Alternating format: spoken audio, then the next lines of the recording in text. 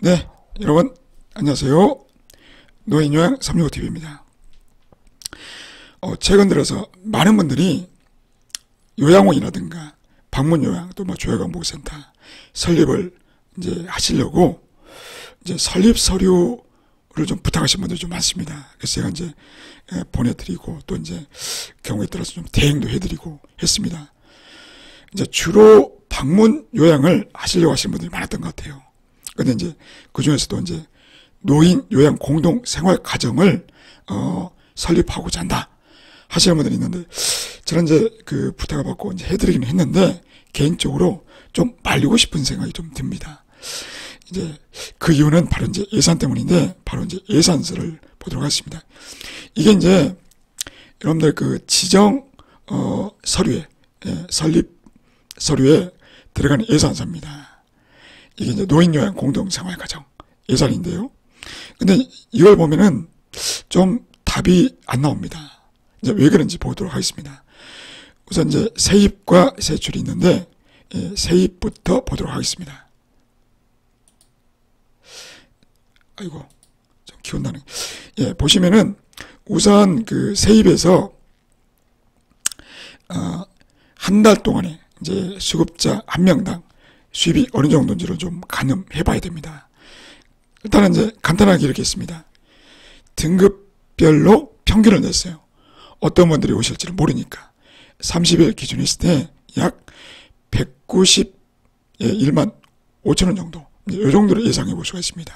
그래서 세입을 191만 5천원으로 잡았습니다. 그리고 이제 1월 달에는 한 명이 오시고, 그 다음에 이제 2월 달에는 3명, 그 다음에 5명, 7명, 그리고 9명, 이제 이런 순서로. 물론 이제 실제로는 어떻게 될지 모릅니다. 그렇지만 이제 대략적으로 이렇게 이제 입소자가 늘어날 것이다 라고 이제 감안해서 예산을 잡아봤습니다. 간혹 그 설립 서류를 이제 제출하신 분들 보면 예산서에 첫 달부터 그냥 9명 이렇게 계산하신 분들이 있어요. 그렇게 하면 안 맞죠. 상식적으로 말이 안 되죠. 어떻게 그 시설을 오픈하자마자 정원이 다 찹니까? 그런 것은 없습니다. 있을 수가 없습니다. 그래서 현실적으로 매달 조금씩 이렇게 늘어나는 구조로 예산서를 작성하는 것이 맞다고 생각이 듭니다. 자, 이거는 이제 공단으로부터 받는 금액입니다. 80%죠. 80%. 그 금액이 대략 이제 한 1억 3,400만 원 정도 되는 것 같습니다. 이제 이것만 있는 건 아니죠. 수입은 바로 이제 본인 부담금이 있습니다. 본인 부담금은 191만 5천 원의 20%입니다. 이제 20%를 또 계산해야 되겠죠. 이게 이제 1년으로 따지니까 약 3,370만 원 정도 됩니다. 그리고 또 이제 식재료비가 있습니다. 식재료비. 이제 식재료비는 하루에 10,000원으로 잡았어요. 10,000원. 그러니까 하루 3끼 먹는다 치고 하루에 3,000원 좀 작게 잡긴 했습니다만, 이건 이제 만약에 여러분들이 받고 싶다. 그럼 이제 엑셀이니까 한 이렇게 12,000원 이렇게 이제 하시면 이렇게 바뀝니다. 제가 이제 엑셀로 이렇게 이제 다 서식을 넣어놨기 때문에. 근데 여기서는 이제 일단은 10,000원으로 해놨으니까 일단 이렇게 보도록 하겠습니다. 하여튼 이렇게 이제 식재료비를 또 받아야 돼요. 그게 2,640만 원 정도 꽤 크죠. 그리고 이제 보조금이 있습니다. 이건 이제 그렇게 뭐 크진 않고요. 그리고 또 하나가 아마도 이제 첫 해는 그 은행으로부터 대출을 받아야 될 것 같습니다. 여러 가지 일단 이제 입소자가 다 차지 않은 상태이기 때문에 인건비 지출도 해야 되고 이것저것 들어가는 게 많다 보니까 약 1,000만 원 정도 이제 차입금으로, 이게 이제 그 은행에서 대출 받을 수도 있지만 뭐 지인들로부터 받을 수도 있고요. 그건 뭐 그 상황에 따라 다르겠죠. 그리고 또 하나, 그 직원들도 식비를 내야 됩니다. 간혹 이제 어떤 분들이 우리 요양원은 직원들한테 돈을 받더라, 밥값을 받더라, 너무 야박하더라, 뭐 그렇게 말씀하시는 분도 있어요. 근데 그거는 좀 잘못된 생각이십니다. 만약에 직원들이 밥값을 내지 않고 밥을 먹는다. 그럼 그 밥은, 그 식재료는 어디서 나왔을까요? 이분들한테서 나온 것이죠. 입소자한테. 그러니까 입소자 분들이 드셔야 될 그 식사를 사실상 직원들이 먹는 셈이 되지 않습니까? 이건 잘못된 거잖아요. 그렇죠? 그러니까 여러분들 밥을 안 먹는다면 모를까? 직원들도 밥을 먹지 않습니까? 그렇다면 밥값을 내는 게 맞습니다. 이게 상식이고 정상입니다. 만약에 이게 부담스러우면 도시락을 싸우는 것이 맞습니다. 이걸 야박하다고 생각하시면 안 됩니다. 이게 정상이고 이게 상식입니다. 예. 자, 이렇게 했더니 약 2억 1,500만 원 정도가 이제 수입이 되었습니다. 그 다음에 지출을 봐야겠습니다. 지출을 보시면은 인건비가 가장 큰데 그 중에서도 이제 요양보호사 인건비가 얼마냐, 이게 이제 가장 중요하단 말이에요. 그럼 이제 요양보호사 인건비를 계산을 해봤더니 제가 이제 시간 관계상 자세하게 다 말씀드릴 수는 없고 주주 야야 비비로 할 수도 있고 퐁당당으로 할 수도 있습니다. 그렇지만 주주 야야 비비는 노인요양 공동생활가정과 맞지가 않습니다. 퐁당당으로 가야 됩니다. 그 이유는 뭐냐면 이제 이걸로 좀 보여드리도록 하겠습니다. 주주 야야 비비로 배치할 경우에 요양보호사는 3명밖에 없잖아요. 요양보호사 3명밖에 없어요. 근데 만약에 월요일 같은 경우에 주간에 근무자가 있어요. 그러나 월요일은 야간에 근무자가 없죠. 네? 없습니다. 그냥 여기서 끝났어요. 화요일은 볼까요? 화요일은 주간 근무자만 2명 있고 야간 근무자가 아예 없어요. 안 되지 않습니까? 그리고 수요일은 보십시오. 수요일은 오히려 꽉 찼습니다. 예? 야간 근무자도 1명 있고 주간 근무자 2명이나 있고 목요일은 야간 근무자 2명 있고 주간 근무자 1명. 그러니까 수요일하고 목요일은 꽉 찼어요. 그러나 월요일, 화요일 이런 날은 근무자가 안 맞아요. 야간 근무자 없지 않습니까? 그러니까 결론은 주주 야야 비비로는 근무가 불가능하다. 예. 그 이유는 다시 한번 말씀드리지만 요양보호사가 3명밖에 없기 때문입니다. 그럼 어떻게 해야 되느냐? 바로 퐁당당으로 해야 된다. 퐁당당으로 하시면 퐁당당은 이제 24시간 이렇게 이제 근무하고 이틀은 쉬고 이제 이런 방식이지 않습니까? 월요일 날 근무자가 있잖아요. 예? 있지 않습니까? 2사람은 쉬어요.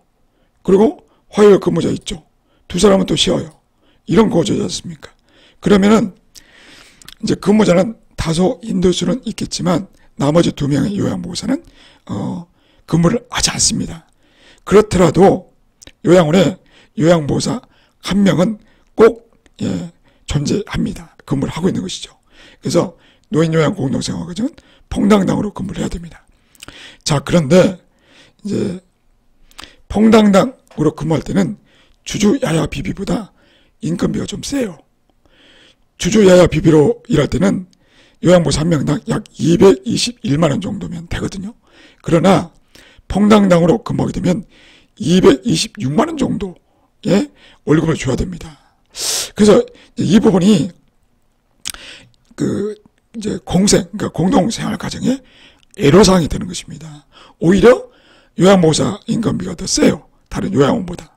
하여튼, 근데 이제 이 부분을 어떻게 할까 이제 고민을 하다가, 일단은, 226만 원 이렇게 해버리면 너무 남는 게 없단 말이에요. 그래서 그 휴일 근로를 약간 이제 조정을 어떻게 이제 이런 건 한다 치고, 계산을 했습니다.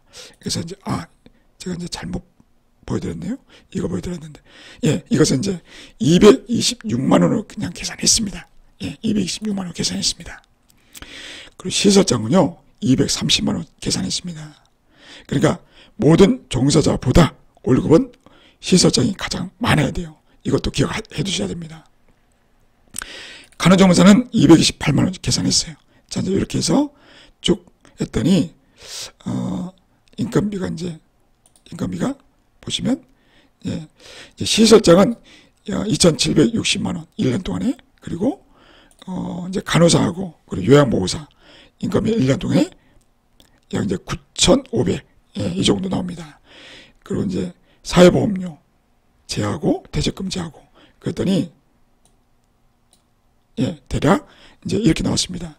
인건비가 1억 4,363만 3,945원이 되었습니다. 자, 그런데 또 중요한 게 뭐냐면 인건비 지출 비율입니다. 인건비 지출 비율 들어보셨습니까? 이거는 규정에 나와 있어요. 이거 이제 그 장기요양 급여 제공 기준에 관한 고시에 이렇게 나왔습니다. 노인 요양시설은요 61.4%예요. 그렇지만 노인 요양 공동생활 가정은 어찌된 일인지 65.8% 높습니다. 그러니까 종사자들한테 월급을 더 많이 줘야 된다는 거죠. 예. 그래서 제가 이제 거기에 이제 맞게끔 한 겁니다. 그러니까 그 노인요양 공동생활 가정은 보십시오. 다시 한번 시설장은 230만 원, 간호조무사는 228만 원, 요양보호사는 226만 원 정도를 주면은 딱 맞습니다. 그렇게 하면은 이처럼 인건비 지출 비율 65.8%가 딱 나옵니다. 예. 그리고 이제 나머지 또 지출 부분을 또 고려를 안 할 수가 없단 말이에요. 원래 회의도 해야 되고 시설 운영위원회 1년에 4번 해야 됩니다. 또 시설장 모임에 또 나가면 또 회비도 내야 되지 않습니까? 또 이제 사무용품, 또 정수기도 렌탈 해야 되고, 그리고 우편전화, 팩스, 인터넷, 인터넷도 이제 매달 한 4만 원 정도 나가고, 상가수도 오물, 그 다음에 뭐 전기요금은 제 생각에는 10만 원 더 나올 것 같아요. 그런데 그냥 너무 수익이 안 날 것 같아서 10만 원 해놨습니다. 또 화재보험, 영업배상 책임보험, 점원의 배상 책임보험도 내야 됩니다.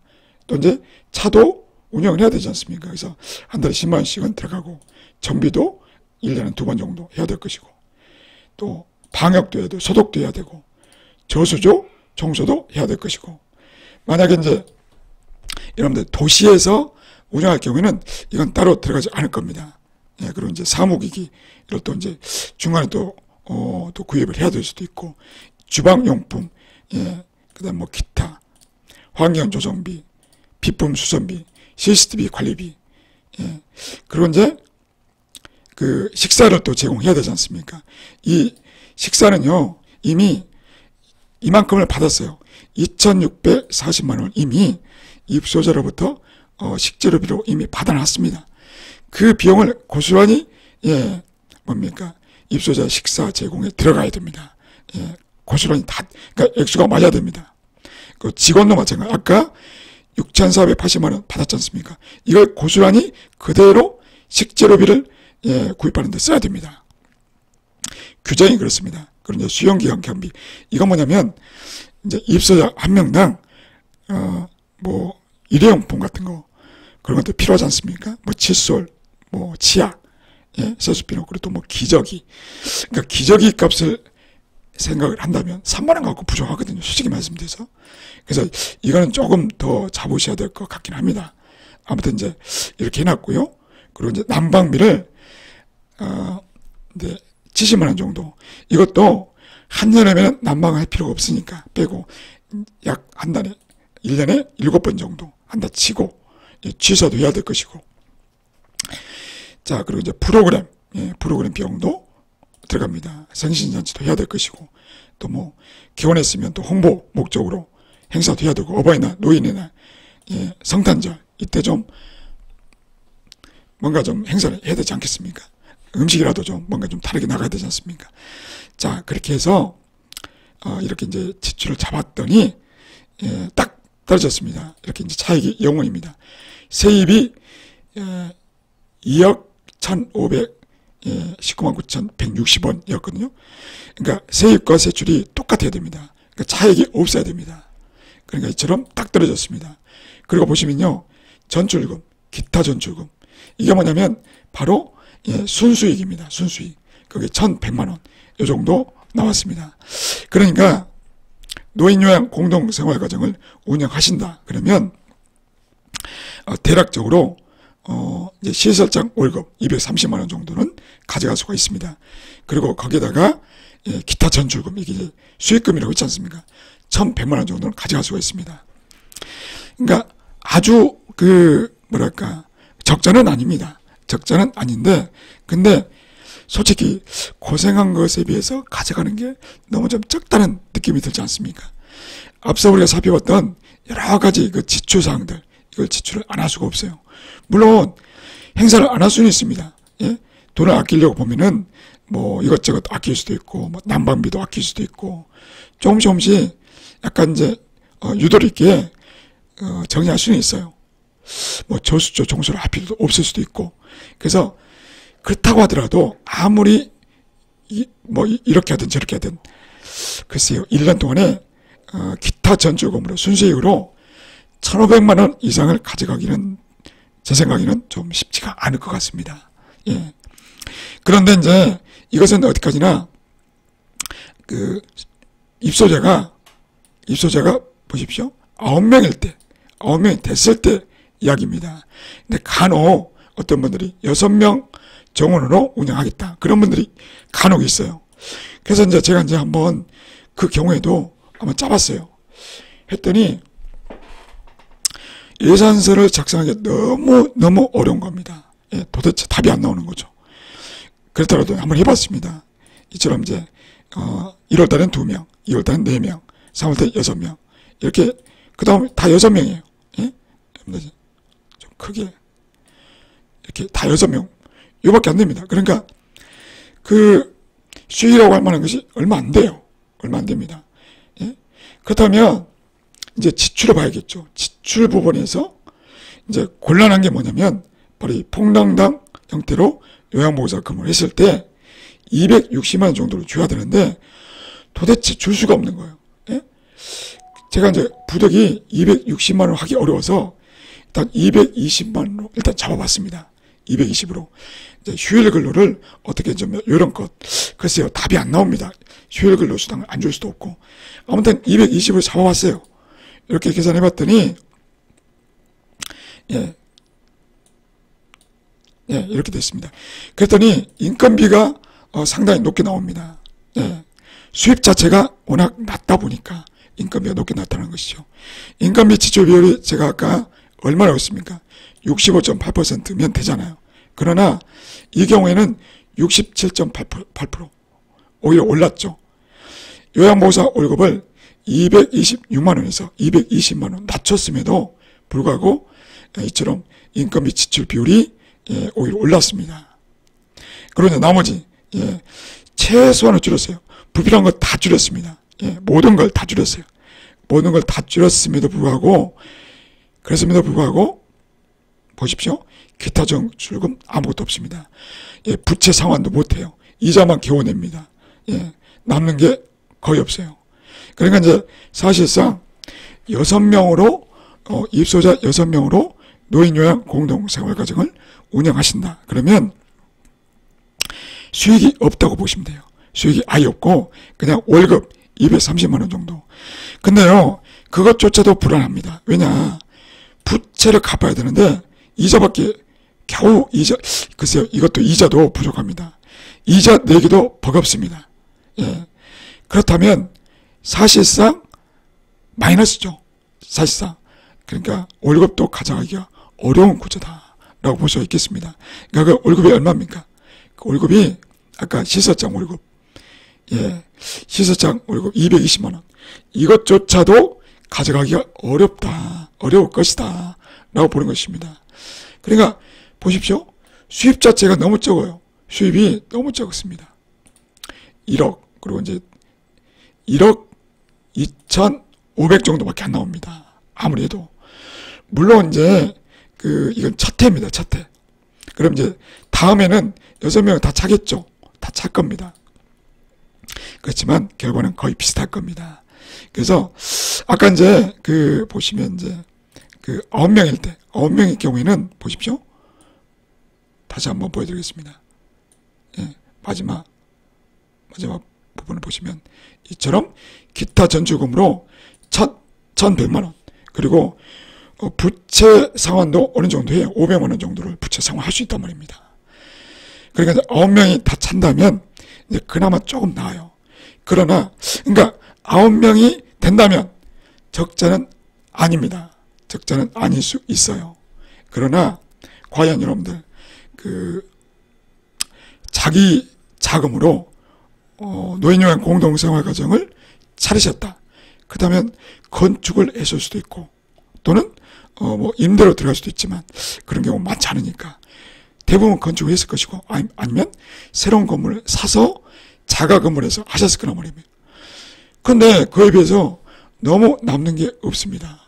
남는 게 없어요. 요밖에 안 남습니다. 사실. 월급하고, 월급 230만 원에다가 연간 1년 동안에 1,100만 원 정도. 과연 이것을 위해서 여러분들이 그렇게 고생을 하면서, 해야 될 어떤 사명이 있으실까? 마지막으로 그런 생각이 듭니다. 남는 게 없더라도 그럼에도 불구하고 어떤 사명감으로 어떤 특별한 이유로 하시는 분들이 분명히 있기는 합니다. 그 부분은 존경을 합니다. 존중을 합니다. 그렇지만 만약에 이 영상을 보시는 분 중에 사업을 염두에 두시고 노인요양 공동생활 과정을 설립하고자 한다. 그렇다면 하지 않으시기를 권해드립니다. 남는 게 없습니다. 솔직히 말씀드려서. 그래서 여러분들 아주 신중하게 좀 생각을 하시고 판단하셨으면 좋겠습니다. 그러니까 여러분들이 요양 어떤 이제 시설을 만들고자 한다 그러면 요양원을 하세요. 최소한 노인 요양원도 최소한 입소자가 29명은 있어야지 그래도 보람이 있습니다. 네, 오늘 영상은 여기서 마치도록 하겠습니다. 감사합니다.